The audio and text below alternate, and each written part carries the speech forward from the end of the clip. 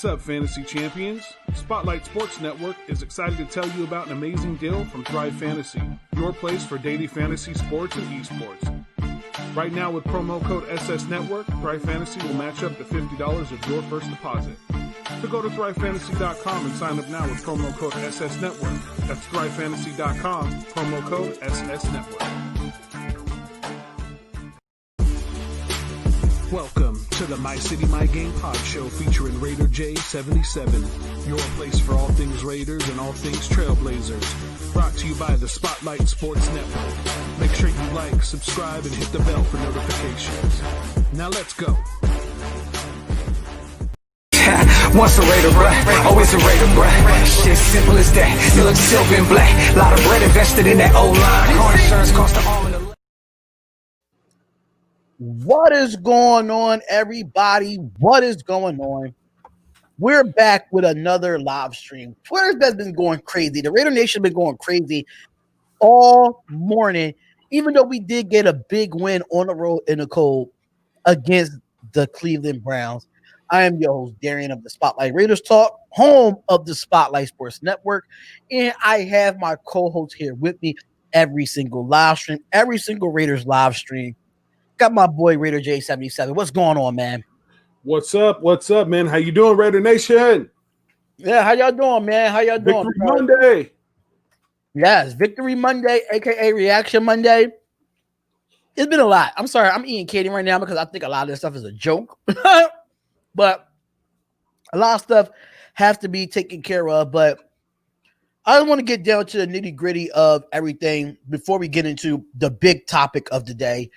Is the win against the Cleveland Browns. Now, I know I did my recap video, and a lot of people had a lot to say about what I said about a certain particular person, but as far as the breakdown of the game, before we get into it, I just want to shout out a few people in the chat, which is Ron Marshall, Yo SMIG, Dominique 5, Anthony, Fierce Raider 88, Robert, and other stuff of that. So shout out to y'all for being in the chat. Make sure y'all share this live everywhere. Share it to the whole Raider Nation as much as you can.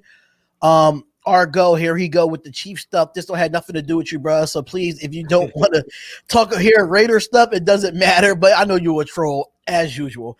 But how did you feel about the win? You know, what was your full breakdown of this game against the Cleveland Browns? All right, so here's how I feel, and here's my breakdown. This was, and people are going to probably not agree with me, but this was the same team that we saw in Kansas City. So I'm going to say that right now, and I'll explain. As we move on and through the show and stuff, I'll explain my point. But this is the same team that we saw in Kansas City. So I'm happy about it. Did we score as much in this game as we did when we faced Kansas City? No. And there's a reason why. The elements did not allow for it. But when I give you my breakdown, when I show you what I found in comparison to our stats in Kansas City, you'll understand why this was the same team that showed up to face the Browns as showed up to face Kansas City. I think that it was the quintessential ideal team that John Gruden wants to have. I don't think that they could have played any better for him, given the stats and what they were able to do. Now, can the defense be better? Absolutely, positively. Obviously, the Browns weren't able to go off, and they didn't even score a touchdown on us. Whereas in the game versus Kansas City, they were able to score a lot more, and I'll tell you why too as well, a little bit later on. But my breakdown is this was the team that we saw in Kansas City and New Orleans, and when we faced the Carolina Panthers. So I'm pretty stoked, man. I'm excited. I'm really happy to see a bounce back game like this. Yeah, I actually broke it down a lot to a point where I think. In the Kansas City Chiefs game, we didn't give up. We didn't have a lot of penalties in that game, and that's how I feel about this Cleveland Brown game. Yeah, absolutely. Yeah, but if we only have 5 penalties in the Cleveland Brown game. If we keep those penalties down to a minimum, and you got to think about it too, those penalties were only for 25 yards. If we could keep that down to that minimum each game or even lower, we're absolutely fine. And everybody should know this by now, the biggest part of this game was time of possession. We was almost 40 minutes into time of possession yesterday. 40 minutes, 37-12 to be exact. Yep, and that's something. Yeah, that's exactly what I want to say too. So basically, let me go ahead and I'll just go ahead and make my point now, just right out the gate. Let's just get it out there. Right. Let's do it. Okay, so this was the biggest difference between us and the Browns and us in Kansas City, and that is establishing the run. And let me tell you, I'm gonna throw these stats out here, and then I'm gonna show you the comparison to our game in Kansas City. So we had 71 total plays versus the Browns 47. We had 309 yards, and they had 223. So obviously we had more yardage. Right. Now here's where it gets interesting. So we had 7 total drives, and they had 6, but our time of possession was 37 minutes versus their 22 minutes. Same amount of drives, way different when it comes to time of possession. And the reason why is because we established the run. We had, as far as passing is concerned, we had 101 yards. They had 122. It was virtually the same. And that is because of the elements. The difference being we had 208 yards rushing. They had 101. Now, guess how many attempts that we had versus the attempts that they had. We had 45 rushing attempts, and they had 22. You only run the ball 22 times when it's 40-mile-an-hour winds and it's 30-something degrees out and it's raining and snowing and sleet, and you only run the ball 22 times. That's not good. We were able to establish the run. We ran more than twice the amount of run plays as they did, and we virtually had the same exact amount of yards per rush, 4.6. So when you can run twice as many run plays and you still have the same amount of attempts, or the same amount of yards per attempt, that's pretty impressive. That means that we established the run. Now, let me go to the Kansas City game. In the Kansas City game, we had a total of 490 yards to their 413. But our rushing yards, we had 144 versus 80 rushing yards for the Kansas City Chiefs. Now, the rushing attempts, we had 35. They only had 20. And again, yards per rush, almost double the amount of attempts. Yards per rush for us was 4.1. Theirs was 4. So you can see the stats are almost exactly identical. Now, the difference being Kansas City is Kansas City and Patrick Mahomes is Patrick Mahomes. So they were able to score 32 points on this defense. The Browns were only able to score 6 points against our defense. But the biggest reason why we won both of these games, and then, of course, time of possession. Let me say that time of possession for us, 35 minutes versus 24 of Kansas City. And they ran 67 plays. They ran 68 plays, total plays. So our time of possession, and then their drives, let's see. Hold on. Their drives, 11, ours 12. But we had that much more time of possession than they did. Right. So we technically ate up most of the clock in both of these games that we won in Kansas City and in Cleveland. Exactly. And that's the biggest difference. That's what separated us from the opposing team. We won in both games. But again, like I said, the only difference in the offenses for the opposing team was we're talking about Patrick Mahomes and the Chiefs versus Baker Mayfield and the Browns. I mean, that's a big difference. That's a big difference. It is a big difference. I feel like at the wide receiver position, I feel like if Odell Beckham was in this game, I feel like me personally, the wide receiver position is a little bit better in Cleveland than it is in Kansas City. It's just that Patrick Mahomes make these wide receivers look like they're elite wide receivers. That's just my personal opinion. I don't care what the Chiefs fans say. I feel like if they go to another team, they would not be this great. So Patrick Mahomes, you could think making these wide receivers great. But Odell Beckham and Jarvis Landry always been good wide receivers no matter what team they went to. That's the difference between the Chiefs wide receivers and the Browns wide receivers. But Odell's out for the year, and we kind of won up on that. And just if we get back to running the ball like we did against KC and what we did against Carolina and what we did against Cleveland, I think nobody can really stop our rushing attack when it comes to any team. The way our season is set up, we should be able to run the football on every team that we going into, especially with these next 3 weeks where we have Chargers, Denver, KC. So absolutely, I think we can run the ball on all three of them, in my opinion. Yeah, absolutely, and you can see, given the weather in the Chiefs game versus the Browns game, the weather was a lot different. It was a lot warmer in Kansas City. There was no wind.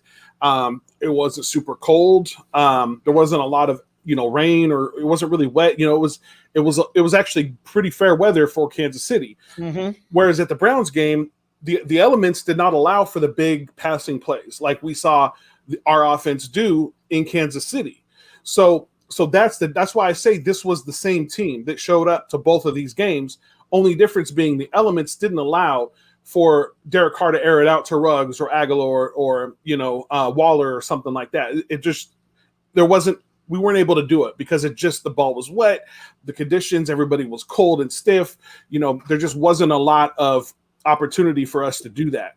But as far as our stats and what we were able to establish, and the reason why we won is because we established the run game, we controlled the clock when it mattered, and we were able to push through and outscore the other team.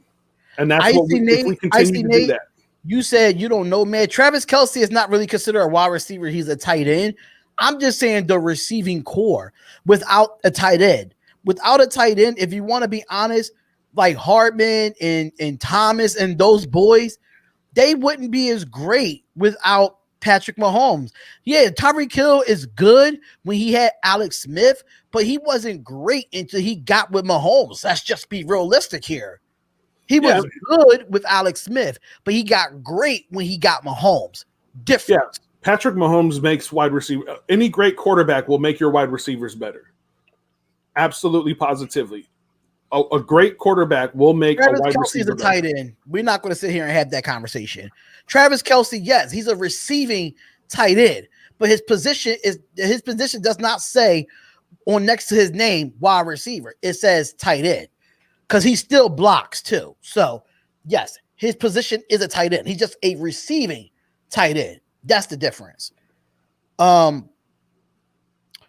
So even it's not really too much to really talk about this Cleveland game, because at the end of the day, I really want to see the defensive side of things because I have to give them their props, and I said this in my recap. We didn't allow Baker Mayfield in the last 2 games almost had 10 touchdowns in the last 2 games, and we go into a guy that's red hot, and he doesn't score a touchdown at all. He could have had one, but Jarvis Landry dropped the ball at the end of the day. So me personally, I think Jonathan Abram made the difference in this game. He made the difference. You could tell that on the back end, everybody like they was more communicative, but we did give up some big plays in some sorts, like with the Nevin Lawson that could have been a touchdown by Landry. But other than that, I feel like the defense played overall well. Overall, they played well, only allowing 6 points, which is not bad at all. And, hopefully we get David Irvin this week against the Chargers because this is a pass and attack Chargers team, which we will talk about that later on in the week. But how you feel how the defense played overall? Again, I'm going to say the run defense was awesome. There was when it really mattered, they were able to step up and really stop. There was a few opportunities where they were able to run for a first down, but it was few and far between. It wasn't consistent, obviously, because I just talked about it. So our run defense as usual, was really, really good. I feel like there was a lot of blown coverage in the past, specifically Nevin Lawson. He's a liability. Jonathan Abram plays great football, and I really feel like you said, he's the X factor. He makes a difference. His energy, just what he does flying around the field. Obviously, he's got some things that he needs to tighten up. That one sack that he did have on that blitz, he was offsides. So those are things that he needs to clean up. But I think overall, really, you couldn't have asked for a lot more. And again, I don't know if the elements bailed out the defense, would it have been a completely different thing? Possibly. Our pass rush was not anywhere to be seen, apart from, the Abrams or Jonathan Abram blitz. So there was a couple of times that we got a little bit of pressure on Baker Mayfield, but it just wasn't where it's supposed to be. And again, I don't know, why that is or what adjustments are going to be made, but they definitely, you're not going to be able to get away with not having a pass rush, playing a better team and better elements. It's just not going to happen. You've got to establish that pass rush, which we saw versus the Kansas City Chiefs in that second half. So I don't know. Actually, really the whole game, we were pretty much pressuring Patrick Mahomes. So we definitely have to improve on that. But I don't think you could have really asked for much more from this defense, given the elements and what they were able to do. So, yeah, I could absolutely agree there. So, congratulations to our Raiders, which is 16-6 that we did get the win. Could have been 26-6. Thinking about the Henry Ruggs touchdown that was not called a touchdown, which everybody on Twitter ranted about it. Like, if you don't see this footage, New York needs to reverse this. And they did, and we left a field goal out there on there that Carlson did miss as well in the first half of this game. So it could have been 26-6, and you could have got your over 20 points, but it ended up going in my favor with under 20 points. So it is what it is with that one. So any final thoughts on this game before we move forward to other stuff that's going on in Raider news? So I do want to address something, and it's frustrating for me. I saw a lot of because everybody wants to go back and repost those tweets that they've saved from people from Raiders fans who put out game predictions. And there was a lot of game predictions where Raiders fans had us scoring like 9 points, 11 points, like just these really, really low numbers. And yes, it wasn't going to be a high scoring game, but then they had the Browns scoring 30 something points or 20 something points. So I hope that those Raiders fans, and there may be some watching right now, maybe there isn't. I hope that those Raiders fans really, really take a step back and say, look, we have got a talented team. This team can definitely, make a playoff push when they're healthy and, things are working out for us and the stripes, the zebras aren't against us. So don't be so negative all the time. Have a little bit of faith and belief that your team is really actually pretty talented. John Gruden and Mike Mayock have done a good job putting this team together. Mm-hmm. Every team has their struggles. Every team has their woes. A lot of these guys are still young. I mean, we've got 2 rookie, wide receivers. We've got 2 rookie corners. We've got a 3rd string right tackle who's actually playing his butt off. So have a little bit of faith and try not to be so negative, because that just kind of brings everybody down, and it just kind of sucks, man. So have a little bit of faith and yes, be realistic, because we're 100% realistic on this show. But at the end of the day, always believe that your team can win, because this team can win. Will it always win? No. Losses are a part of this game as much as wins. Yep. So you're not going to win every game any given Sunday, but stop being so negative. Like, come on, man. Let's leave that to the people that don't like us, which is everybody else. Right. And I have to agree to that. Sometimes I can be a negative Nancy at times, but I'm a negative Nancy when it comes to the gameplay and what I see on the field. So yeah, if you want to be negative about something that already happened, and if they go out and they stink it up, hey, by all means, lay into them, because I will.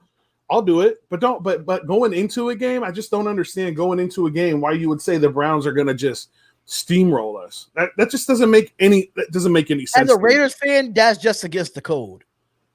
Yeah.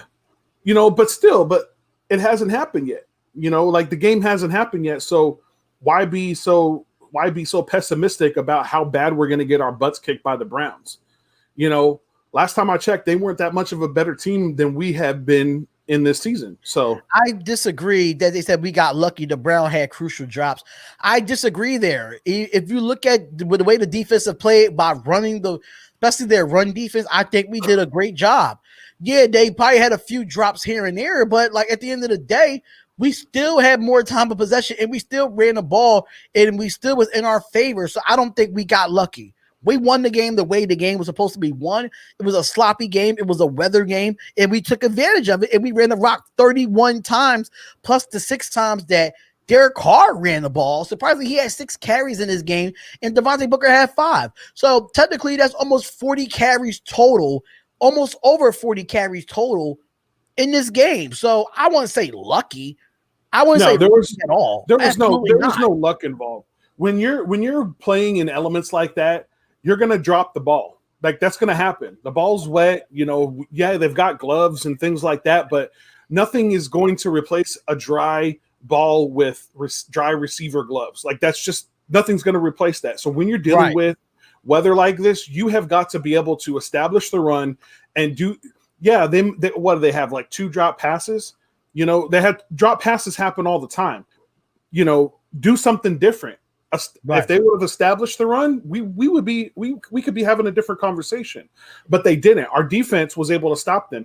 The Raiders won this game, so there was no luck about it. We were the better team.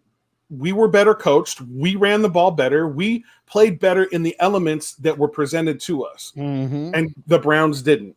There's no luck there. Because as a matter of fact, we had a touchdown that was completely taken away from us. Right. And people talk about how Kareem Hunt is reviving his career in Cleveland what if they had Nick Chubb? I think even if we did have Nick Chubb, it wouldn't have made a difference. Because Kareem Hunt is just as good as Nick Chubb. And at the end of the day, he wasn't there, but if he was there, I think our run defense was still able to do what we did against the Cleveland Browns. I think it wouldn't have been no different. Yep. I mean, yeah, it would have been, when we're able to play like that, you saw what we did against Kansas City. When we're able to play the way that John Gruden has designed this team to play, when we're able to do that, we would have scored 50 points on Cleveland. Even though they missed their guys, the weather was better. Odell and Hooper, it wouldn't have made a difference. Austin Hooper is not a type of tight end that he's a top 10 tight end in this league because he's not. He's not someone that we could go and double team like a Travis Kelce or a Graphk or even a Waller. Like, come on, like Austin Hooper is the bottom half of those tight ends. Let's just be real. Odell Beckham. That would have been a different story if they did have Odell. But all you had to do is get Odell out of his game. You know how to take Odell out of a game real quick just with your mouth. Baker Mayfield, get him out of the game, that's easy. So I'm not really worried about Odell either. So the Browns are a second half team, and Baker Mayfield played better in not this game, but the game before that when Odell Beckham went out. He played better. He had 4 touchdowns without Odell. Like what? I was hoping Odell would play because I'm like the Browns suck when Odell Beckham Jr. plays. They're just not that good, right? So they play better without him because of his divaness, and we got into it, in our preview show, that we did with Unger to the Max. So I don't see that as an excuse. We're missing guys too. We didn't have our right tackle. We didn't have one of our starting cornerbacks. We didn't have our left guard. So I don't know where our other starting wide receiver, Brian Edwards. So missing our other starting wide receiver. So, we had a third string right tackle. So miss me with all that. Oh, they were missing people. No, the game is the game. Next man up. You do what you got to do to win. Just win, baby. That's what the Raiders motto is. Just win, baby. Just win, baby. Point blank. Absolutely. Whatever it takes. Absolutely. So that's where I have to, we finished the game. We won the game 16-6. They didn't score not near a touchdown. Game is over. Let's move on. Next topic I want to get into, because a lot of people kind of scrutinize me for what I said in my recap. And my recap, I said lazy Trent Brown. And the reason why I say lazy Trent Brown, mind you, I made the video before this news even came out about him being in the hospital with this IV and everything. So I want to clarify that I made the video, but I uploaded it late. I wasn't going to create a brand new video after I heard that news. No, I uploaded it like it was. And I said what I said. He is a lazy player. He's a lazy player. When you play 3 games out of almost a 9-week season, it's kind of unacceptable for Trent Brown. I'm just going to be real with you. Do I feel bad or what happened to him with the medical staff not making him play in next week's game? And thank God that he did get discharged from the Cleveland hospital. Absolutely. I'm happy about that. But my question is, how can we keep relying on someone, a Super Bowl champion type of offensive lineman? And like you said on the live stream, only thing is you gotta be available. And he wasn't available because of the medical staff. But I'm not gonna apologize for what I said about him, because I felt as though that's how I felt in the first 7 weeks of the year with Trent Brown. Yes, is it bad that something happened to him? Yes, it did. The medical staff should be taken accountable for what happened to Trent Brown. Absolutely, 100% agree with that. But I'm not going to sit here and make an excuse for just like Watts Raider said on his community post. He gets a pass this time. He gets a pass because the medical staff messed it up for him. But I'm not going to still go away what happened in the last 7 weeks with Trent Brown. I'm not going to just sweep that under the rug because we paying this guy $20 million to only play 3 games. It's unacceptable. Yep, absolutely. And that's the other thing, that we were kind of talking about, before we jumped on here and before we started the live stream. Look, everybody's on Twitter like, oh, I hope that everybody has an apology for Trent Brown, who were talking bad about him, yesterday and blah, blah, blah. Look, I'm going to tell you right now, I talk crap about Trent Brown before that game, because the reason being is this is the information that we had going into that game. The information was, and even during the game was, Trent Brown felt ill before the game, right before the game, felt ill. So it was a surprise. He's not going to play. It's not COVID-19 related. He has no COVID-19 symptoms. Right. So for me, that tells me, look, you don't feel good. One of my favorite athletes of all time is Michael Jordan. And Michael Jordan goes out and plays and dominates with the stomach flu, and leads his team to a championship. So when I evaluate, the guys that play in these professional sports, that's what I'm basing it off of. I'm basing it off of guys who will play no matter how they feel. You have to basically, coaches and trainers have to tell these guys, look, you're not playing. You're too hurt to play. Those are the kinds of athletes that I want on my team. And it's been one incident after another with Trent Brown. John Gruden was even frustrated with it early in the season. Like, I don't really know why he's not playing, but he's not playing. He's nursing some sort of injury. So I'm not going to apologize for reacting to the news that I had gotten, because that was the news.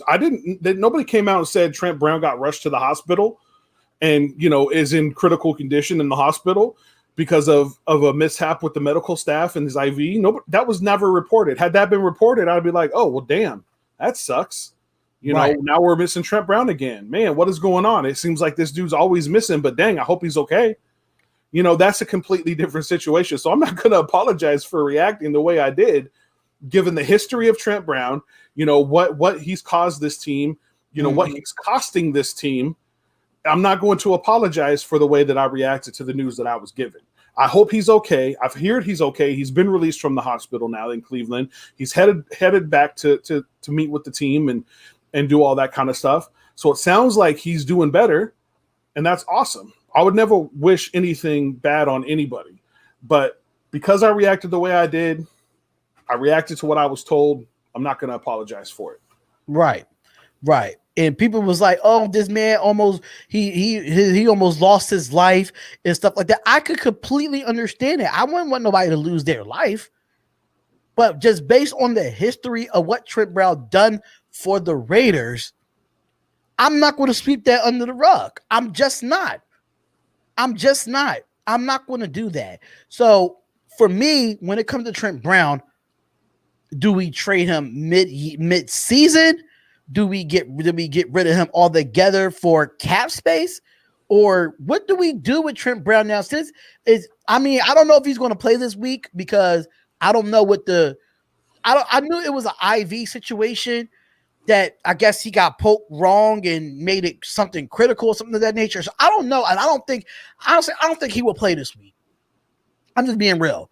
So what do you think going into the offseason? What should happen with Trent Brown? So I think that this, we really need to give it a little bit of time. We need to see how he does the remainder of the season and into the, if we make it into the postseason, how he plays. Again,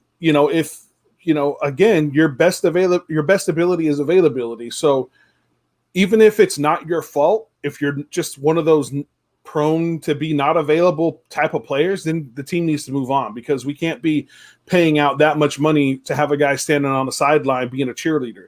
It just that doesn't work. We need a healthy, dominating, starting right tackle. Point blank, period. That's what we need. And if he can't be the guy because you're not available for whatever reason, then we need to move on. Because this is a team, this is a business. There's it's not personal. I don't have any issue with Trent Brown, the man, personally.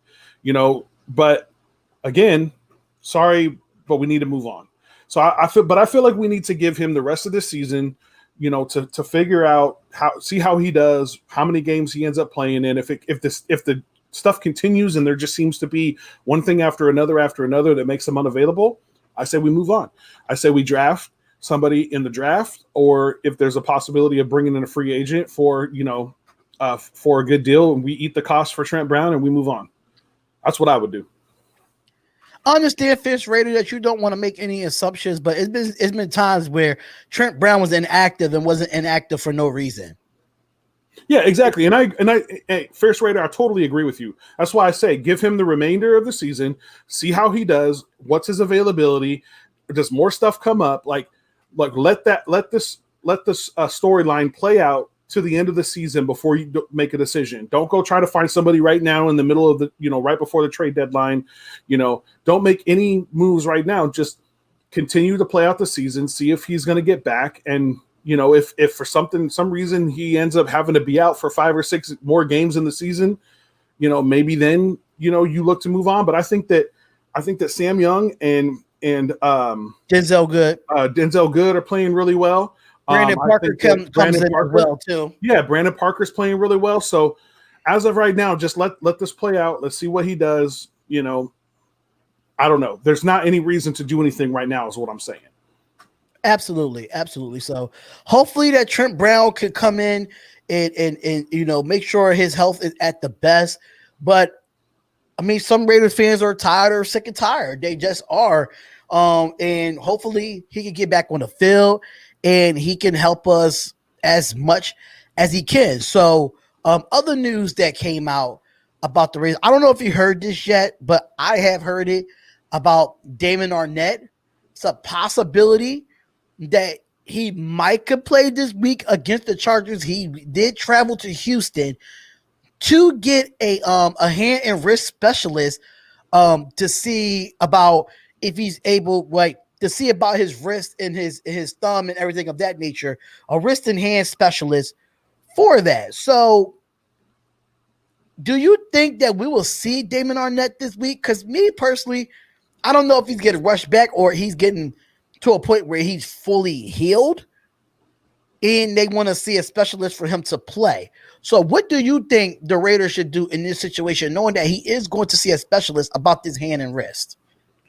I think that they obviously want to get him back on the field. You know, they obviously see what we see with Nevin Lawson being a complete liability at that position. So I think that they're doing whatever it is in their power to get him cleared to play. Chances are, you know, he seems like the type of guy and the type of player that will always say, hey man, I'm feeling great. Put me in. I'm feeling great. I'm ready to go. But I think that they're taking that and they're saying, okay, well, then what we need to do is we need to get you with a specialist, have them look at it and give us the okay.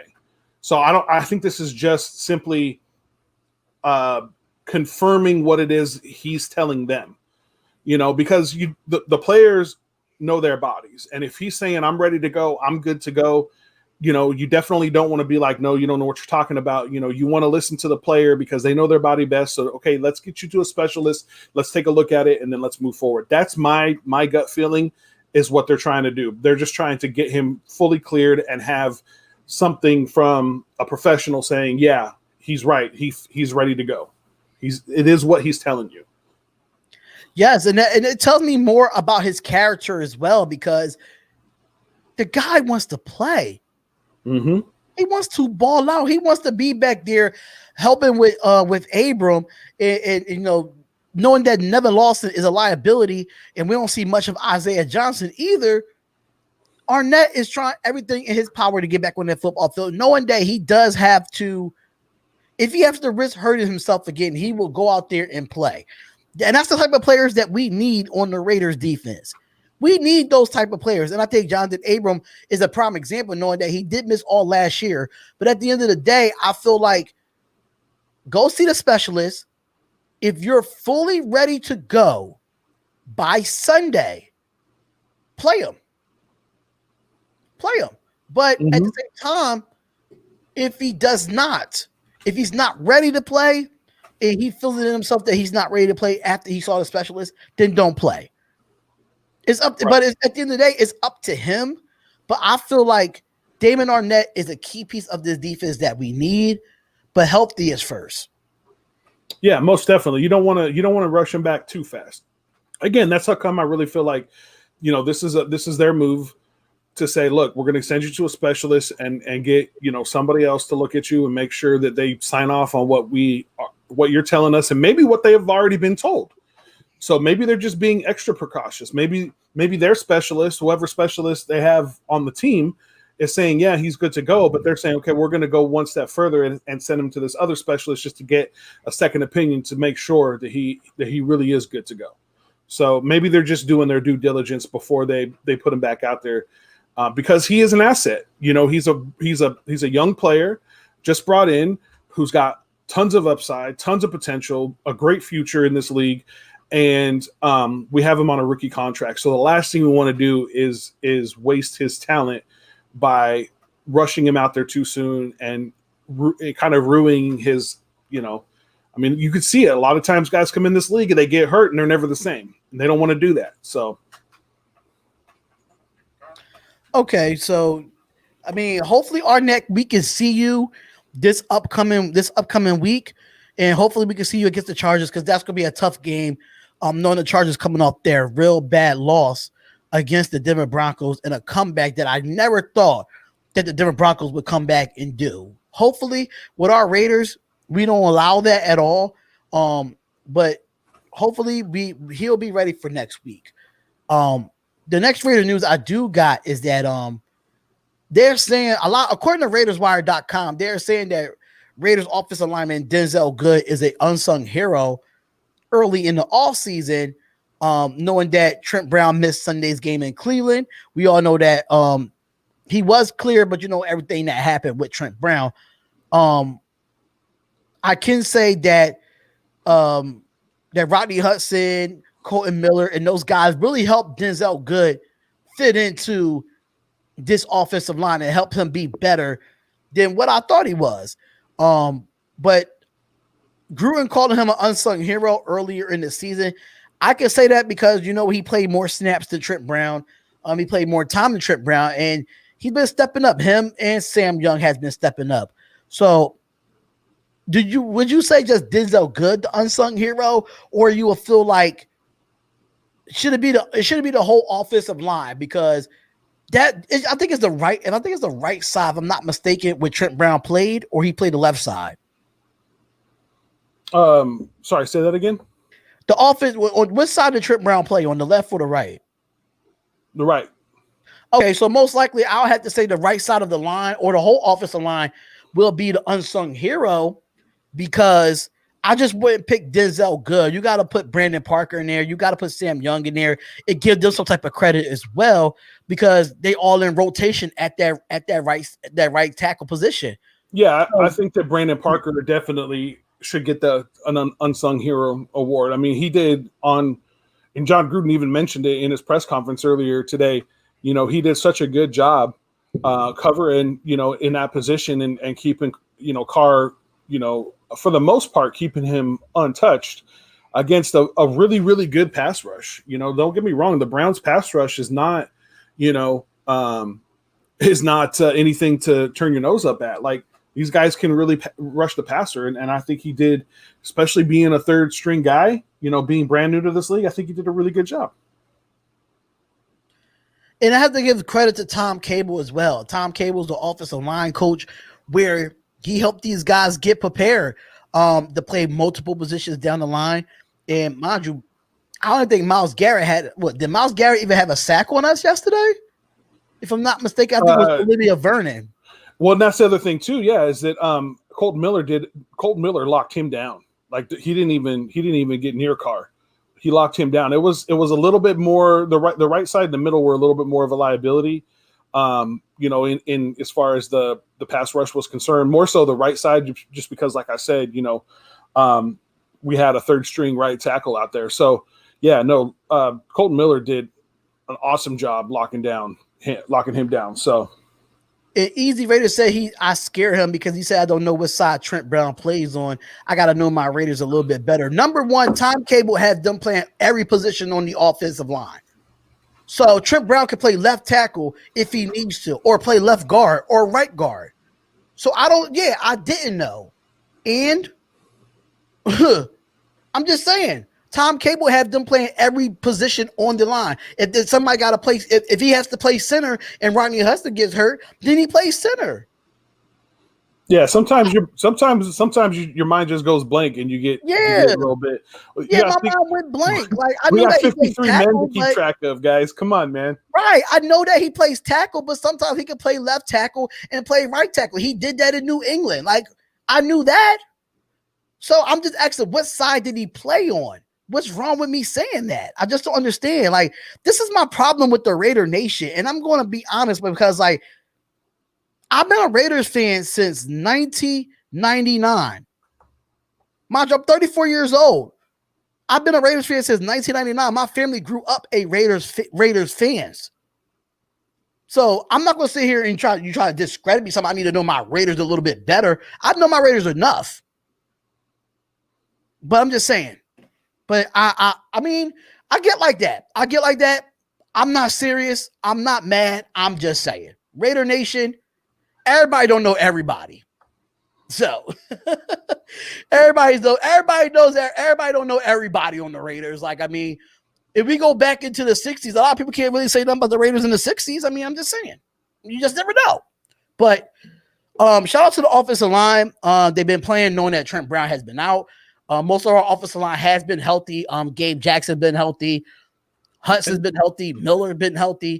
It's just that right tackle position that hasn't been healthy. Well, yeah, and then there hasn't been any news on Richie Incognito yet. As far as we know, he's still out and on the injured reserve, and we're not sure when he's coming back. I don't think he's been taken off of injury reserve yet. I don't think he has been. See, with an Achilles is really hard to come back to. That Achilles is really tough. It just say an Achilles injury. It don't say if it's rupture or it's tear. It just say Achilles injury.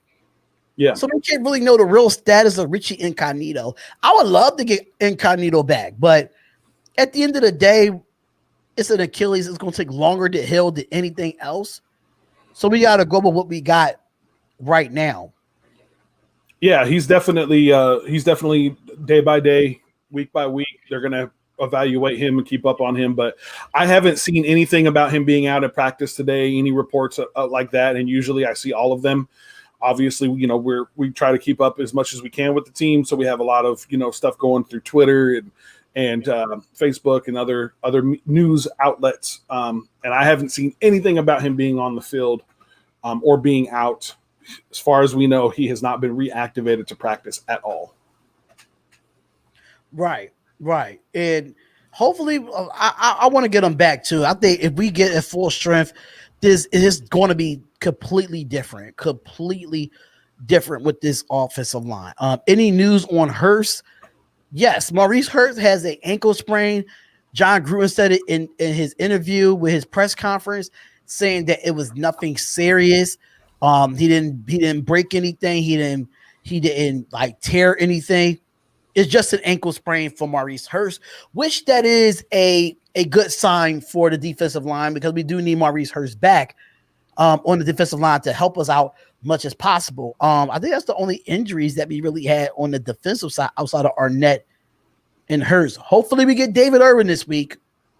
Yep. I'm wishing for that.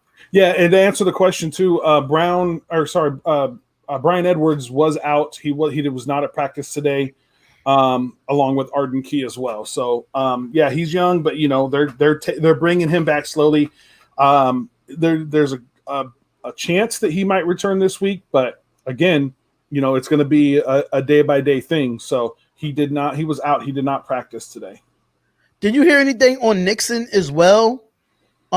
Jay, because they said, what's the matter with Nixon? When does he come back? That's the question that they ask him. I thought he was limited. I thought he played yesterday, though. I thought he did play yesterday. I could have sworn that. No, I'm thinking of Nassib. Nassib was on the injury report. He was limited, but he did play. But yeah, no, Keyshawn Nixon. I think that he is still, from what I understand. Haven't seen anything about him being at practice or not at practice today, and for some reason, they have not released any sort of information on the injury report for the practice today, except for we know that obviously Trent Brown wasn't there. He was questionable. They weren't sure if he was going to make it in time, back from Cleveland, and then Edwards and Arden Key. Those are the only ones I know of for sure. All right, so they're saying any news about David Irvin or Tanner Muse? I think Tanner Muse is off of IR, if I'm not mistaken. I think he's off of IR. They did say that because I know he was on IR around the same time as Mariota. So I don't even think Tanner Muse is going to see the field this year. I'm just going to be 100% with you. I don't see Tanner Muse making the field this year. I just don't. I think he had like a foot injury or I don't know, a toe injury or something of that nature. But I knew that he's not going to see the field this year. I don't think so. I don't think he will see the field this year for Tanner Muse. I don't. Shout out to Orger to the Max said congratulations for the win yesterday. The league is better with the Raiders and the Browns both being good teams. Hey, it was a great game, man. It was a good game, and we told you that if we established a run, then it's going to be a different story. So we actually went on there and we established a run to the max. Josh Jacobs had 31 carries, almost 130 rushing yards. But Jay didn't get his prediction, though. He didn't get his bold prediction. He was so close to getting his bold prediction, but he didn't get not one touchdown yesterday at all. I was surprised that they went to third and Renfro for that touchdown. I could have sworn they were going to run it with Jacobs. I mean, they tried. They definitely tried to get it in there with Jacobs. Oh, he got in, and he really didn't get. Well, he didn't get in because the lower legs. I mean, the ball didn't extend. If he would have extended the ball, then he would have got in and got a touchdown. I was looking for a touchdown too because I got him in my fantasy, so I needed a touchdown as well. So yeah, man, yeah. So if y'all have any questions for us, we looking to open it up and take questions for y'all. I mean, we answer most of them right now as far as the injury report. The injury report will come out later on this week, so we will make a video or go live talking about the injury report and what's going to be for this Chargers game. Now, with the Chargers, I'm looking forward to this game, Jay. What you think about this game? You looking forward to it? No, we got a young Justin Herbert back there, and he's very mobile when he needs to be. What you looking for in this game, man? What you looking for in this game? Like, give him a little preview of our preview. I'm looking forward to it. Especially if we see the team that we saw yesterday. I definitely feel like this is a game, that is very, very winnable. I was a little bit nervous about facing the Chargers this season until I saw them play yesterday against the Broncos. For some reason, the Chargers just seem to not want to keep a lead. And knowing how easily, how much we can control the clock, and how fast we can also score when necessary, I'm not really too worried about it. It's going to be nice weather. I believe we're at LA indoors too. So it's going to be in a dome. It's going to be the perfect opportunity for us to have a big, huge game, to get Ruggs out there. Hopefully Brian Edwards will make his way back. Hopefully Damon Arnett will make his way back. And if that's the case, if Trent Brown is good to go, and he ends up playing, and possibly even Incognito coming back, I mean, it's going to be a good day for Raider Nation. I'm very, very optimistic. I know that Justin Herbert is playing his butt off, but again, for whatever reason, the Chargers don't want to keep a lead and finish games. So they saying that the Raiders opened up as the 1.5 point underdogs. Yep. I don't understand why the Chargers would trade Desmond King. I just don't understand it. That just opened it up for us. Like, yeah, they don't run the ball enough. What's going on, Bernard Jr.? What's going on, brother? But they don't. They don't. They don't run the ball enough. And I think that will help us a lot. The fact that they don't run the ball enough. That means we can still bring pressure with multiple people. We got to bring more than what the Chargers can block. Honestly. We got to bring more than what the Chargers can block. Yeah, I mean, I'm hoping that, given the fact that it's going to be in a dome, Justin Herbert's playing really well. I'm really hoping that we end up coming out with the same defensive scheme that we did against the Chiefs, that 3-4, move some guys around. Hopefully, if Arnett can come back, we can put Isaiah Johnson at the slot, put Joyner back at safety, put Derek Harris on the bench, move some guys around and tweak some stuff, rush 3 instead of 4. I really feel like that was a recipe for success for us. And I'm praying to the football gods that that's what they do, that they come out and play like they did in that second half against Kansas City. Go ahead. This has been the last couple of weeks ago because if you think about it, they let the Jacksonville Jaguars come back.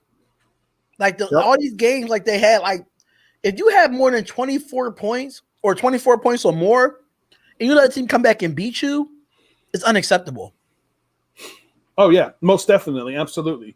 So I think we're going to pound the rock. We're going to pound it down their throat. There's not going to be any way that they're going to stop us from establishing the run. And then we're going to hit those high flying, Derek Carr is going to, I feel like he's going to air it out, especially if we got Edwards back, Aguilar. I don't understand that anybody can be negative on this team when it comes to the possibilities of, the type of talent that we have here and the possible outcome when it comes to winning games. Like, I don't see it. There's just too much talent.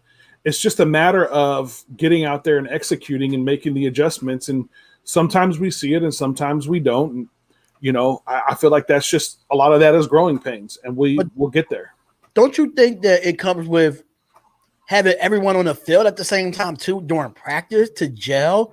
And I think that kind of hurts us too, where we don't have those players. Like, remember when Henry Ruggs got hurt and we didn't have him for a few weeks, and it took time for him and Derek Carr to gel. Even with the way the offseason went, they didn't have that connection because of what type of offseason that we had. Yeah. So hopefully we could get Ruggs involved early in this game, because I think we can We could do the damn thing on their defense. We can do the damn thing, but we'll see. We'll talk more in the preview. We might have some Chargers content creators on the channel or later on in this week to talk about this matchup. And I can't wait for it, man. I can't wait to me and we gonna have Jake on the show, bro. It's gonna be insane. It's gonna be a good show, man. It's gonna be fun. And hey, I want to say something real quick, D. So I got you guys. You see, I got the fire in the background here, right? Right. And I have that for a reason because most of you that are viewing right now probably know that in the live broadcast that we did, we were pushing to get the My City My Game channel to 100 subscribers. Well, we're at 102. So we hit that challenge and succeeded it by 2 subscribers. And I made a promise that I was going to do the one chip challenge as soon as I hit 100 subscribers. And I am a man of my word. I will always tell the truth. And so I have with me, and I'm not doing it right now, but I'm in the hot seat right now because I do have with me the one chip to do the one chip challenge, which I will be doing live on the My City My Game channel. I'm going to be doing it tomorrow. So look out for that. If you have not gone to my channel and subscribed, go there, subscribe, comment, hit the notification button. So as soon as I post this live stream, it will go directly to you and you'll know exactly what time tomorrow that I will be doing this one chip challenge. This is the hottest chip in the world. And I'll just give you guys a rundown. It says, do not eat if you are sensitive to spicy foods, allergic to peppers, nightshades, or capsaicin, or are pregnant or have any medical conditions. Keep out of reach of children. After touching the chip, wash your hands with soap and do not touch your eyes or other sensitive areas. Seek medical assistance should you experience difficulty breathing, fainting, or extended nausea. Oh, man. The Reaper shows no mercy. This is Carolina Reaper and Szechuan Heat. So this is supposed to be the hottest chip in the world. Some people may have seen them done. Other YouTubers have done the challenge. I'm going to do it tomorrow, stream it live. So make sure that you come check that out because I promised I'd do it. I'm a man of my word. And I'm definitely going to be in the building for that. Be prepared for, they say be prepared for emergency. That chip sounds like death. No, I'm good. But that's what I did put the link in the chat to subscribe to My City My Game. Make sure y'all go over there and subscribe to his channel. And Sun Joku, you said, did Chargers have content creators? Yes. We do have this one content creator named Snake Sports Talk Show. His name is Jake. He covers all sports, but his team is the Chargers. He does a lot of play-by-play and reactions of the Chargers games, and we're going to have him on our show. We're going to have him on our show. He's very knowledgeable. He's not one of these non-realistic Chargers fans. He's very knowledgeable. He's looking for the whole organization to be fired right now after they lost to the Denver Broncos. Yeah, SMIG. Of course, you're talking about Jake, man. Jake is a Chargers fan. He had about like 300 people in his chat for that game yesterday. It was awesome. Oh, I forgot, Son Joke. I thought I made you a moderator, bro, but I got you right now, bro. So you skipped all over my comments, bro. No, I didn't. It's just like the comments are going fast. Easy Raiders is not going. It's going fast. So I got to keep going up and up and up. Yeah, I haven't seen any from Easy Raider 2. I completely missed them. Right. He said this one. He said that we got to get used to wins off of Phillip Rivers. Hopefully we could get Justin Herbert, which is Phillip Rivers 2.0, because the Chargers, Phillip Rivers was always throw a late interception. That's true. That's true. He said we're going to have to use a lot of stunts on Justin Herbert. Being a rookie, we're going to have a lot of pretty creative, like we did against Kansas City. Yeah, I totally agree with that. I mean, right. That's why I say I'm hoping that we see the same defensive scheme we saw against Kansas City. Right. He said, if I'm not mistaken, Joey Bosa's out for the season, right? So is Melvin Ingram on that pass rush. Yeah, and they, mind you, they just traded Desmond King. They just traded Desmond King to the Tennessee Titans for a 6th-round pick. So they just getting rid of everybody, or people just falling down for them right now, and we're getting healthy. So that makes it even a little bit more tougher for the Chargers to try to beat us this week. Oh yeah, most definitely. They're definitely not the same defense right now that they have been. Again, that's why you see if you watch these games, they get a lead and they tend to blow it. You know, they had a huge lead against the Broncos yesterday and out the window, you know, so they're definitely susceptible in our high-powered offense because we have a high-powered offense, especially in conditions like dome conditions. It's going to be I don't see why we're the underdogs in this. I really don't. Because they still looking at our defense like, I mean, our defense is what our defense is. It is. I don't know why it seems like we've been underdogs in every game this year. Nobody gave us an advantage as far as when it comes to Vegas. Knowing that we live in Vegas, we home in Vegas. That's what it is. But ICNA has a question saying, do you guys think Joyner to safety, then Lawson go into slot if Arnett comes back? I don't want Lawson out there at all, in my opinion. I feel like if you put Joyner at safety, you can put Arnett at corner. And you know what? What about Isaiah Johnson at slot corner? I like that idea. I like the idea of Isaiah Johnson. If Keyshawn Nixon comes back and he's healthy, I like the idea of him. But now, I don't know if people paid attention, but you did see Joyner play in a pseudo safety position in some of the plays, and one of them particularly where he got that big hit on Jarvis Landry. He was in the safety position. So they did sprinkle him in a little bit at safety. So maybe they were like, okay, let's put him out there. Let's see how he does. Let's see what the tape looks like in those plays. And I'm hoping, and I know you are too, D, that they see that and say, okay, yeah, we need to pull the trigger and put Joyner back there at the safety position with Damon Arnett coming back to give us that, because right now they're doing what they can with who they've got with one of our starting cornerbacks out. They got to do what they got to do to keep receivers covered.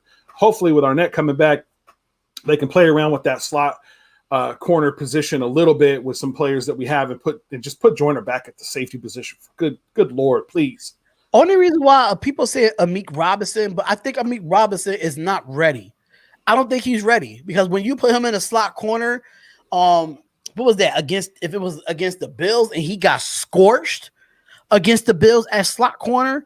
But if we have a little bigger and physical type of guy like Isaiah Johnson, which Isaiah Johnson is a little bit more bigger than Lawson and Amik Robinson, I think give Isaiah Johnson a try.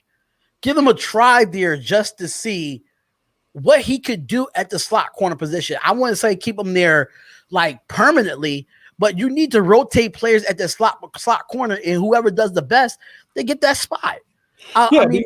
Because think about it, we didn't have a preseason, so there was no way to put these guys in the game and rotate them through to see who was going to perform the best. So they're having to kind of do this stuff. That's the you gotta do it on the frustrating part. They got to do it on the fly and still try to win a game. That's the thing that sucks about not having a preseason, especially with these rookies and these young guys and guys you're bringing in that are new. You don't get a chance to rotate them through and see how they play in a live game without risking winning the game. Right. So you're gonna give them some time. Let them rotate some guys in. If a guy goes out there and he just gets completely burnt and demolished, pull him back, throw another guy out there, go through these guys and see what's going to work. But the main thing is you got to get Joyner out of that slot corner position because he sucks in the nickel, and he's so much better at safety. And we need a free safety back there to replace Harris. Excuse me. Yeah, I think Eric Harris just needs to go. Like, I thought he was better off than what I thought, but yeah, and to be honest with you, just last year's hype for me. Yeah, to be honest with you, I'm totally down for Amik Robinson playing back there. So I'm totally down for that. Did I say Robinson? It's like Robertson. Sorry, excuse me. It's like Robertson. Yes, Robertson. Amik Robertson. I'm totally down to have him in the nickel and see how he does as well. So I'm not against it. Absolutely. I'm not against it either.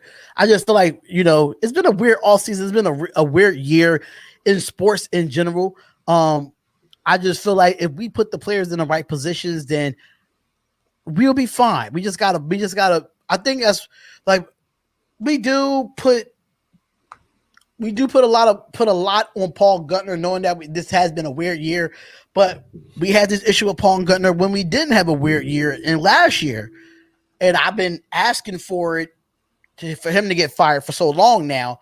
But Harris, okay, so Florida Boy said Harris had a great game against a bad Phillip Rivers last year, and that's it.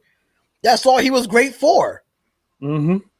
That's all he was great for. So other than that, I don't think Harris was that great even before that Chargers game. I don't think he was that good either. I mean, he made himself off that Chargers game. That's just my opinion, but it is what it is. Eric Harris is a tragedy on defense. We do need Joyner back with Abram. Whatever it takes is going to need to have like a top 15 defense if we plan on going far. You're right. Yeah. If we got to go far, we got to put the players that they came to the Raiders to play. Like you can't put somebody at outside linebacker when they're inside linebacker. You know what I'm saying? Mm-hmm. You gotta put the players that suit the style of play. So your scheme might have like you want to go off your scheme, but might have to wiggle your scheme a little bit. Knowing me coming from a former coach, like it's been times where I had to wiggle my scheme because of the playing style of the players to make them comfortable, and they put them in the best position to make plays. So with me, sometimes Paul Gunther, you might have to wiggle some things around, and you did that in the Browns game, put Joyner at safety, and you can see what he do. You see the big hit that he put on Landry, almost put Landry out, honestly. So, oh yeah, he was slow getting up. It rocked him. So yeah, definitely just put guys where they best succeed at, and he best succeeds in that free safety position. And just the B-Man Vegas says, what's the status of Incognito? Right now, we just know what we've been told from last week, which is that he's day-to-day.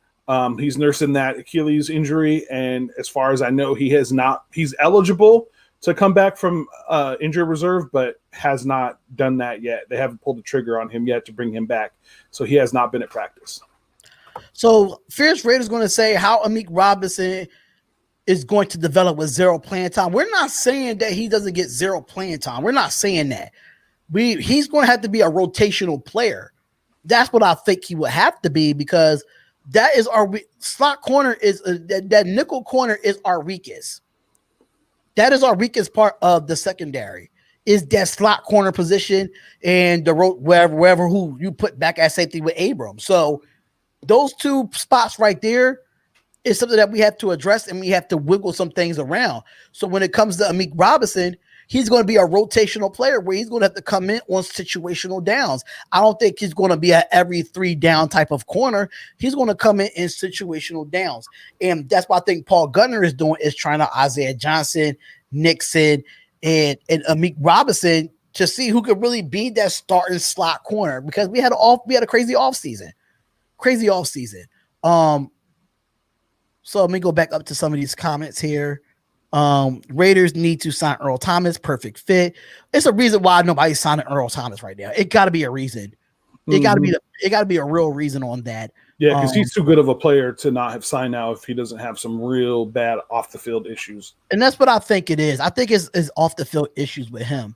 If I see Collins starting, I'm gonna lose my mind. I don't know. I don't know with that one. So are we trading R and Key? I don't think we are. I don't think we are trading R and Key. If we trade R and Key, we got to trade for somebody that's in the same position as him, because we need a pass rush. I'll say it just like I said it before. They're not going to make any trade moves. The Raiders are not going to make. They're not. They're just not. The trade deadline's going to come. Nothing's going to change. I promise you. Tomorrow is the trade deadline. They're not going to do it. They're going to develop the players that we have currently. If we do trade somebody, expect a live right then and there. Just expect a live. It will be a shocker.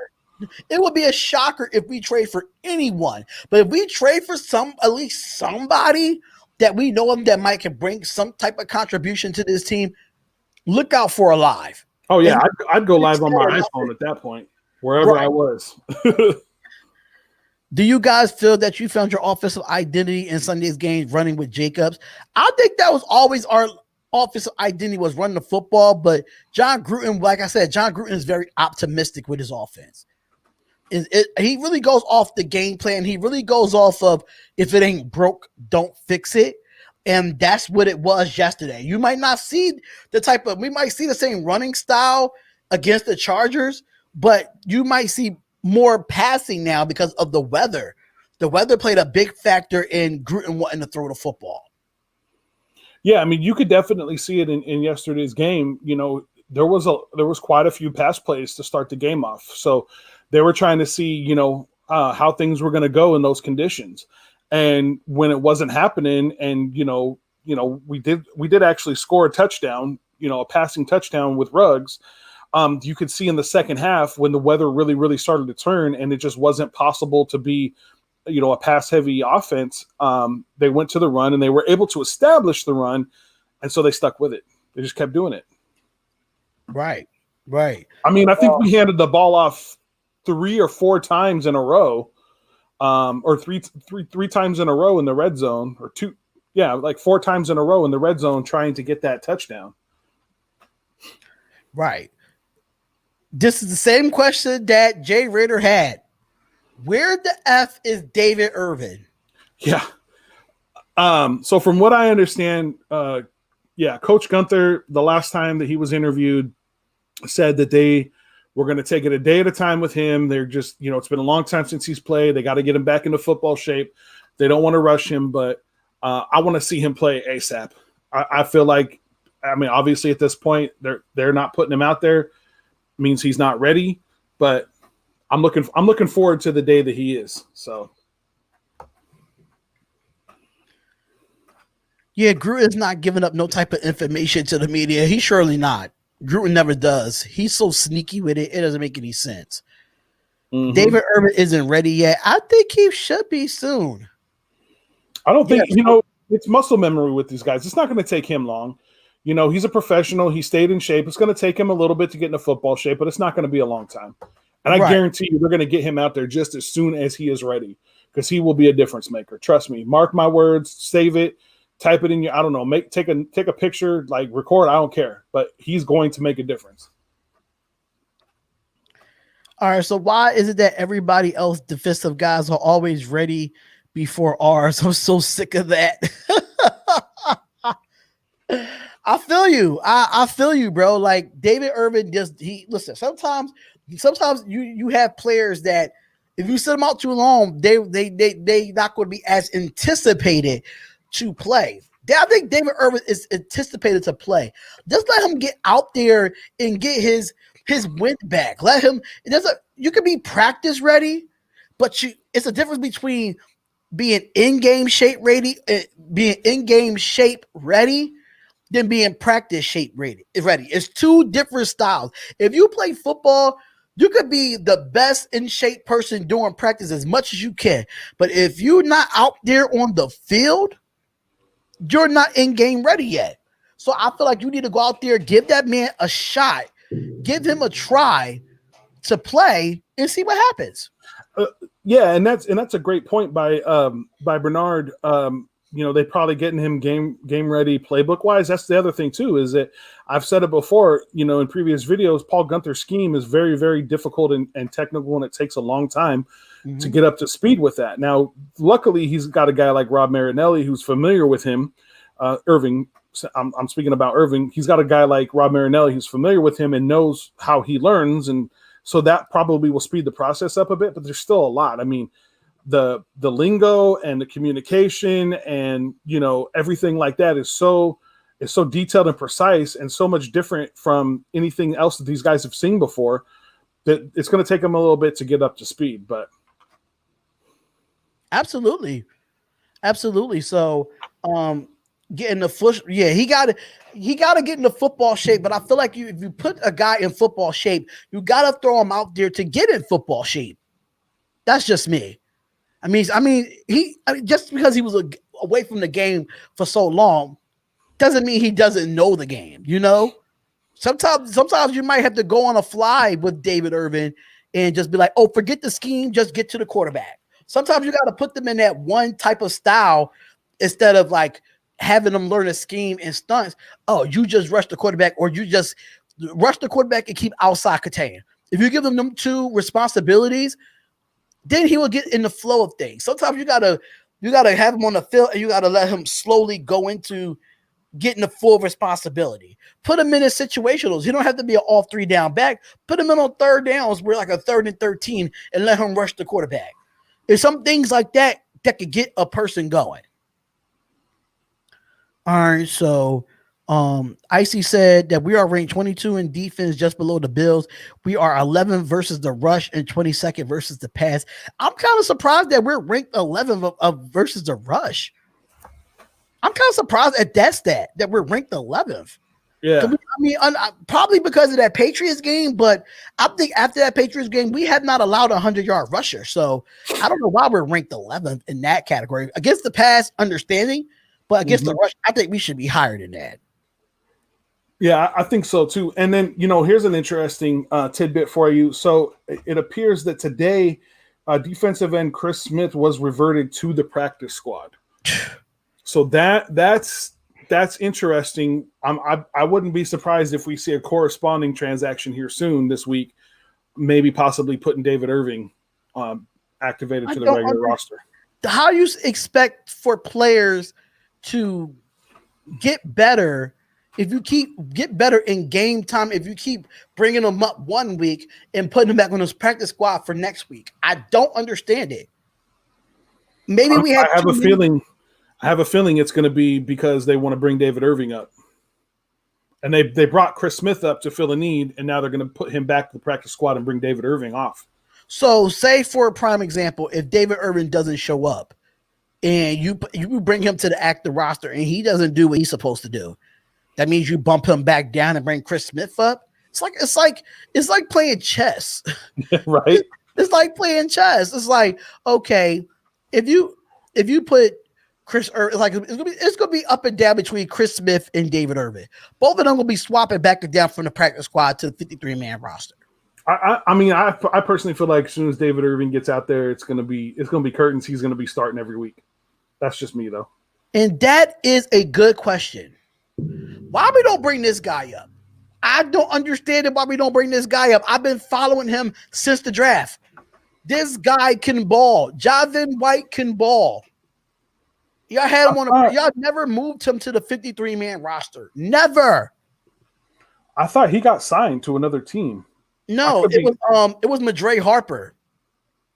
Madre Harper was a corner for the Raiders, which I interviewed on this show. When he was a Raider as an undrafted free agent. No, but Javin White didn't get, he's still on the Raiders. He's on the practice squad, but he needs to come up to the 53-man roster. He needs to, because this guy can ball. I watched him at UNLV. He can ball. Give him a shot. Give him a shot at the linebacker position. Give him a shot. Give him a shot at safety. Yeah, White is still with us. He's just on the practice squad. I thought I had seen something. I could be mistaken with somebody else. So it probably was Madre Harper, but let me see. Let me just double check here. But I think he's still on the practice squad though. I really think he is. It looks like he is. I thought White got traded. I don't think we traded him. That I would have heard that news. I would have made a video about that. Let's see. Practice squad.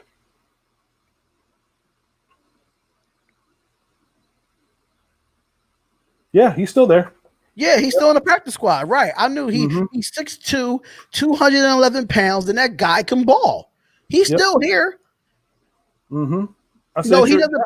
Madre Harper plays for the Giants. He plays for the Giants. He doesn't play for the Panthers. He plays for the Giants. And I was kind of mad about that because I did an interview with Madre Harper when he was signed to the practice squad here. I got a whole interview on this channel with him. I saw a couple plays put Javin White in the game. For a quick second, he looked better than Corey Littleton. I disagree with that. Corey Littleton needs to be in the right. He needs to play his position, and Paul Gutner don't have him playing this position, and that's going up against tight ends and against tight ends and slot receivers because he can cover. I feel like they want him again to gain 50 to 20 pounds of muscle to play linebacker. Put him in that corner. If he's 6'2", 211, put him in that corner. See what he can do there. Sometimes you gotta emphasize. Like, you just can't play more than just one position. Sometimes you have to emphasize. Yeah. That's what I was thinking of. He was one of the players that got protected. I knew I had seen his name in a report, and I thought it was that we had lost him, but they protected him. So that's what I was thinking of. Thank you, Bernard, for figuring that out for me. Right. Javin played week 1 and week 2. I didn't see it. Did you see it? No, I did not. I don't remember him playing. I don't remember him playing in week 1 and week 2. I would like to see if Javin White can go for Corey Littleton. Littleton gets killed every week. He gets killed every week because he's a man-to-man type of guy. He's not a zone cover linebacker. He's not a zone cover. He's a man-to-man. If he plays one-on-one with you, he can cover you. He's not a zone guy. He's not a zone guy at all. That's just my opinion. I don't know what you think, but I think he's more of a man-to-man guy than a zone guy. Yeah, I agree. I think he's playing out of what he's comfortable with. He was interviewed before and they asked him about his, struggles, and he said, "I'm just playing the way I'm being coached. I'm doing what I'm being told." So, he's obviously doing what they're asking him to do, but it's just not working out. It just doesn't seem to fit his style of play, what his strengths are. And so, I think that's going to be part of this whole project that they're, restructuring this defense and restructuring the scheme and, things that they're doing to put guys in places to be most successful. So probably see a lot of adjustments over the next, I don't think it's like, I really feel like it doesn't happen like in 1 week. I feel like it's going to be maybe two, maybe 3 weeks of adjustments being made. But I think we're going to start seeing guys being played at different positions, including Littleton. So Rick Lavelle says Corey Littleton is not comfortable in Gunther's system. His stats don't lie. Is only a bad year since this is the worst year that he had in the NFL as a linebacker. If you think about it, I think he might have made a few Pro Bowls with the Rams, if I'm not mistaken. What's going on, iHypnotic? What's going on, my brother? What's going on? Welcome, man. Littleton been getting killed, man, because I think he's not in the right system. I don't think he's in the right system. This defense won't be like yesterday. The wind and the rain helped us drops from the tight ends and wide receivers. I disagree. I just feel like we showed that the Cleveland Browns are not as great as their records say they are. If you just want to be honest, like, they're not as great as what their records said they are. They just not. When they play against good teams, which we are a good team, they struggle. And that's exactly what happened. You can say weather was a factor. It might have been. But don't you think, as if you're a Cleveland Browns fan, I'm not saying you are because I know you're not a gyrator, but if you're a Cleveland Browns fan, don't you think that the Browns would have the advantage against us since we are a West Coast team? If we outplayed them at their game, knowing that we are a West Coast team? Oh yeah, definitely. And good teams don't drop balls, consistently like that. They come through and perform in the clutch.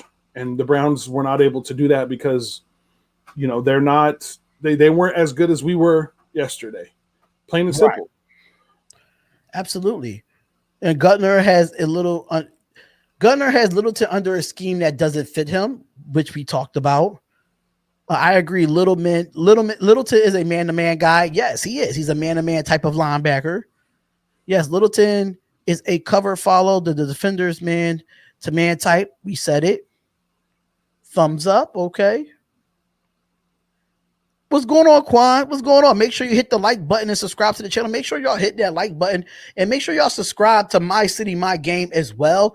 The link is in the chat. It is in the pinned post. So make sure y'all go over and subscribe to him. The goal is to get to 200 subscribers. I don't know what his challenge is after that to get to 200. I don't know, but make sure y'all go over and subscribe to My City, My Game. The link is in the pinned post. If you do not see it on your phone, you see it at the top. It's a blue box right there that has his link. And y'all can click on that link and it will send you right over to it. And Bernard just put it in the chat as well. So shout out to Bernard for putting that in the chat. I'll tell you what, here's what I'm gonna do. If when I get to 200 subscribers, the show that I'm on, when I hit that 200 subscriber mark, or the show, the video that I posted before I hit that 200 mark, I want everybody to go into the comments and I want you to post your name.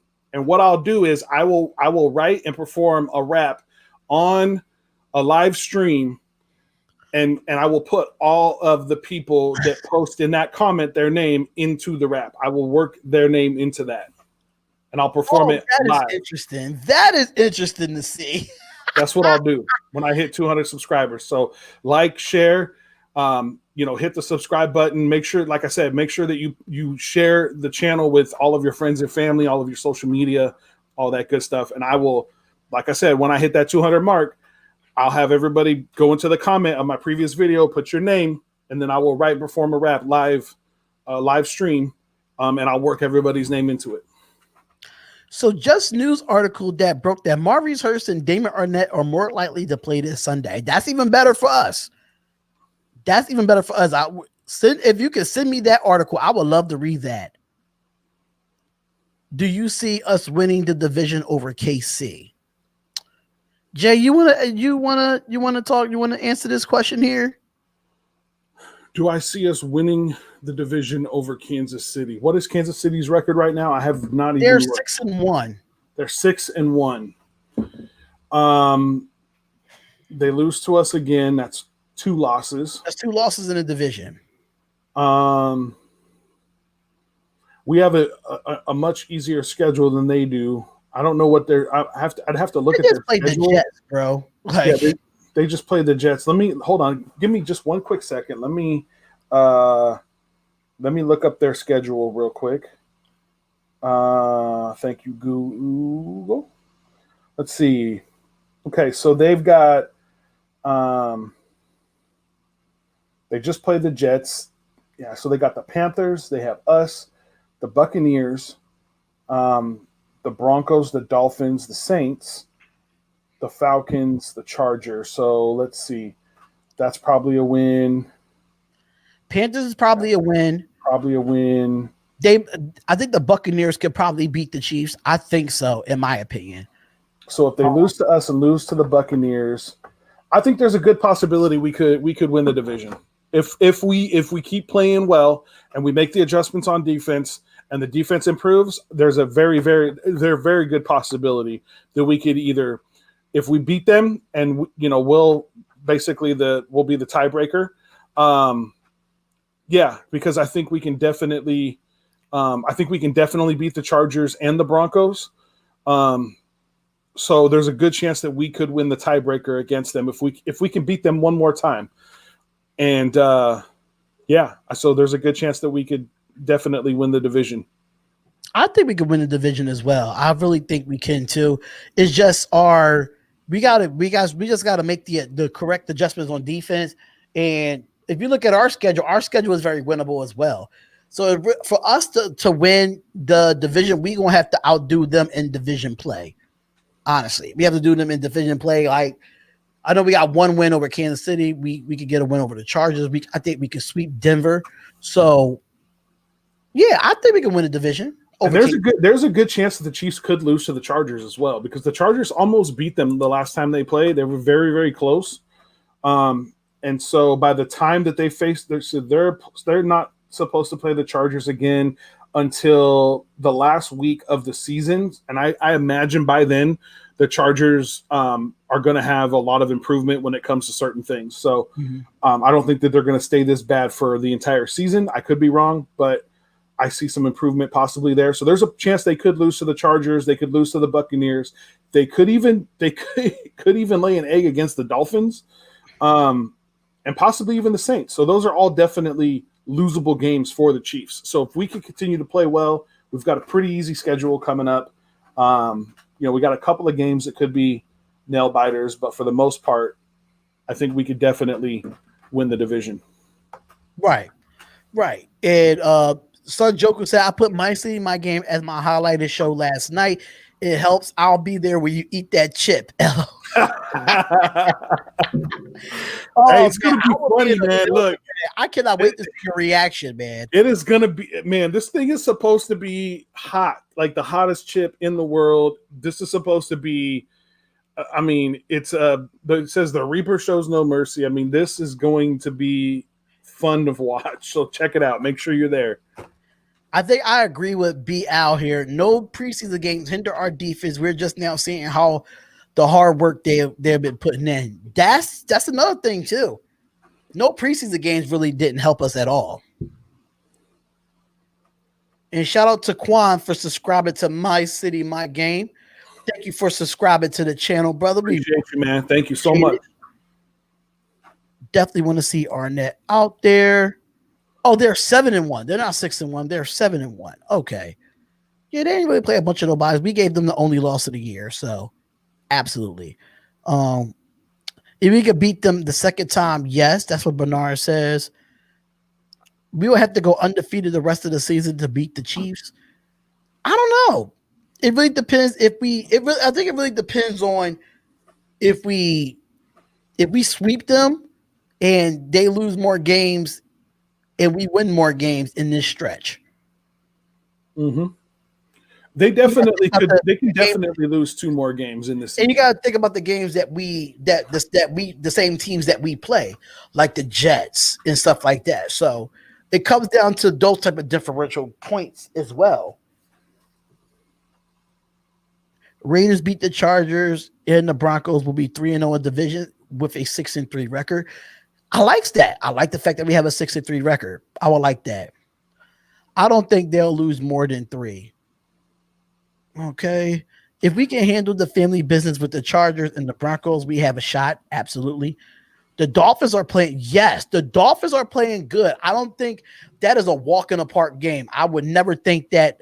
I thought it was coming in to this year until how they just won against the Rams and convincingly beat the Rams. Like I didn't even pick the Dolphins to win that game yesterday. And shout out to the Dolphins, man. That's going to be a good game to watch between us and the Dolphins. I cannot wait to see knowing that hopefully Lynn Bowden will probably be available for that game, but they got some talent over there in Miami. They do. Yeah. Yeah, and so here's what we got left in the schedule. We got Chargers. I really feel like I feel like we're gonna win on Sunday. I have a good feeling about that. We've got the Broncos, Chiefs, Falcons, Jets, Colts, Chargers, Dolphins, Broncos. Dolphins is not a give me. Colts is not a give me game, but they're definitely beatable. Jets. That's a winnable game. We won't put that as a W right now. But if we lay an egg against the Jets again, I am going to be mad. That's not going to happen. And then, of course, we have the Falcons too. The Falcons is definitely a winnable game. I don't see them being able to outscore us. But of course, like I said, no game is a give me. No, other than the Jets, really. I think that's the only team that you can be like, unless you don't show up, unless you just decide like, look, I'm not gonna, like I'm just gonna throw this game. The Jets, we're gonna win that game. So there is a good chance that we could end the season with only 4 losses. We could definitely. I think we could go 12-4. You can call me crazy, but I think we could go 12-4. I think we could definitely lose the game against Kansas City if we don't play right, and we can definitely lose the game against the Dolphins if we don't play well. Well, that means we'll be 11-5 because we already got 3 losses on the year. Oh, sorry. Yeah. No, yeah, we'll be 11-5 and not 12. Yeah, we could. Yeah, 11-5. Sorry, thank you. My math was wrong. No, it's fine. It's cool. That's what I'm here, man. I got your back, bro. I got your back. I honestly think that we're going to win. I think we're gonna sweep Kansas City. I have a feeling. I think we have their number and we know how to beat them.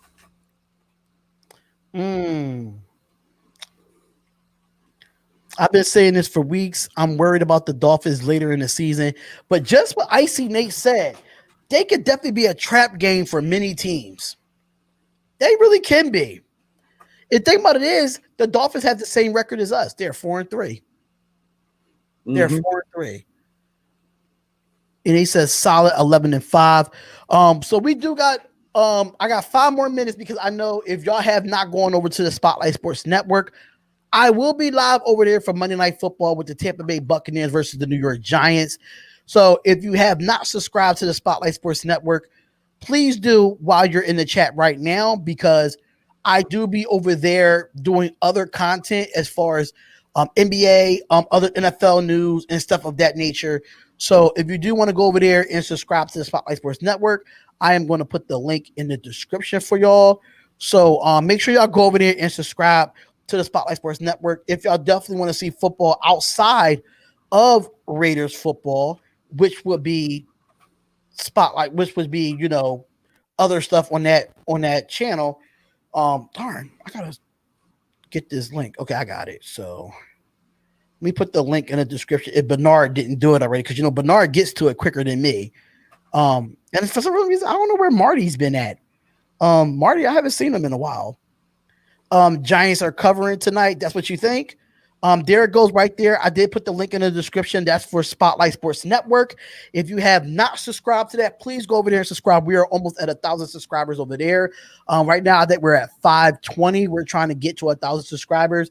But at least by January, that is my goal. I don't know about everybody else's goal, but I would love to get 1,000 subscribers over there as well.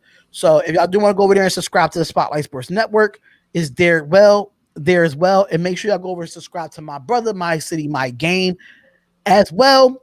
Make sure y'all don't want to miss the chip challenge. Y'all don't want to miss the 1 chip challenge. That chip looks pretty big anyway, because there's really 1 chip in there, right? Just 1. You see, yeah, it's about this big. I mean, it's a good sized chip. I've seen it before. Wow. I don't want to open it yet, because I want people to see me open it, so people don't think I like opened it and then put something in there, you know, that wasn't hot. So I haven't even broken the seal yet on it. Yeah, just let it be, and make sure y'all go and subscribe to his channel, which is My City, My Game. Go over there and subscribe. Is in the highlighted comment. Is in the highlighted comment. Make sure y'all hit that link and subscribe to the channel. LOL, I'll be back next Monday. Why you got to be back next Monday? You can come and, you know, we'll be doing it Thursday for the Chargers, the preview game. Friday. Oh, Friday. So we're doing it Friday for Chargers versus Raiders preview. We'll be back for that, so you can come back on Friday. And then Sunday we're doing live play-by-play and reactions of the Chargers and the Raiders game. So you don't have to be back on Monday. I'll have some videos out if news comes out during the week. So will Raider J. And don't forget tomorrow, Raider J is doing his Reaction Tuesday. Yep. So all sure NFL you don't want to miss that either. Yeah, it's going to be all NFL games. I'm not going to be like just doing Raiders. I'm going to go through all of the games that were played Thursday, Sunday, and Monday. So definitely come check that out. And then I get your guys' feedback, because I definitely want you guys to give me your reaction, because I'm going to go through the scores and the stats. For those of you who haven't seen it, I go through the scores and stats, and I react, and then I share your guys' reaction to those, whether it be, you know, funny or shocked or whatever the case may be. We just do it live, and it's a lot of fun. Right. So thank everyone for tuning in to Reaction Monday of the Raiders game. First game, Raiders will play in Inglewood, which will be against the Chargers. We will be doing live play-by-play and reactions for that, and we'll be doing Pirate Reaction Monday or a post game, depending on how we play in this game. We'll definitely let y'all know then. But make sure y'all come over to the Spotlight Sports Network. Come check us out on Monday Night Football. I will be going live in the next 20 minutes over there to get the people going. But thank y'all so much for tuning in. And we got a few videos for y'all to end this off with, especially with our sponsor at Thrive Fantasy, with my video and his video. Anything else before we go, bro? No, man. Like I said, thank you guys so much for tuning in and being loyal and all that good stuff, and just continue to help us grow this channel, man. We're trying to take over YouTube. We're trying to take over the internet when it comes to Raiders content, because we are a real 100% traditional Raiders fan. Not to say the other guys aren't, but we're trying to take it over, man, and build a dynasty here at the Spotlight Sports Network. Absolutely. Thank you so much, and we'll see y'all on Friday, or y'all will see us before then, because I might be playing a little bit of Madden with some Raiders on this channel too. You never know. With me. You might get some unexpected stuff on this channel. So thank y'all for tuning in, and we'll see y'all in another live stream. Peace. What's up, fantasy champions? Spotlight Sports Network is excited to tell you about an amazing deal from Thrive Fantasy, your place for daily fantasy sports and esports. Right now, with promo code SS Network, Thrive Fantasy will match up to $50 of your first deposit. So go to thrivefantasy.com and sign up now with promo code SS Network. That's thrivefantasy.com, promo code SS Network. Welcome to the My City, My Game pod show featuring Raider J77, your place for all things Raiders and all things Trailblazers. Brought to you by the Spotlight Sports Network. Make sure you like, subscribe, and hit the bell for notifications. Now let's go. Once a Raider, bruh, always a Raider, bruh. Shit simple as that. You look silver and black. Lot of